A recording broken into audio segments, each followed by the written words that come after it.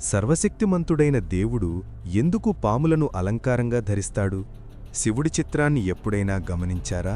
జటాల్లో గంగ, నుదిటిపై మూడవ కన్ను, కంఠంలో నీలం మరియు మెడలో ఒక పాము. ఒక ప్రశ్న: సర్వశక్తిమంతుడైన దేవుడు ఎందుకు పాములను అలంకారంగా ధరిస్తాడు?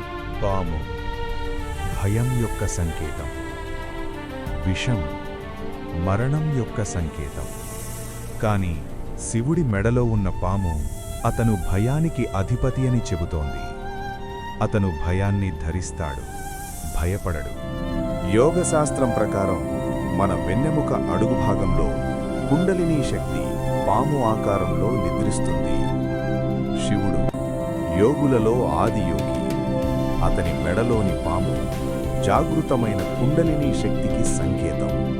పాము కాలానికి కూడా సంకేతం. అది తన చర్మాన్ని వదిలి కొత్త జీవితం ప్రారంభిస్తుంది. శివుడు కాలభైరవుడు, కాలాన్ని అధిగమించినవాడు. అందుకే పాము అతని ఆభరణం కాదు, అతని తత్వం. శివుడు భయాన్ని కాదు, భయంపై విజయాన్ని ధరిస్తాడు. మీకు తెలుసా శివుడి మూడవ కన్ను వెనక ఉన్న అసలు అర్థం?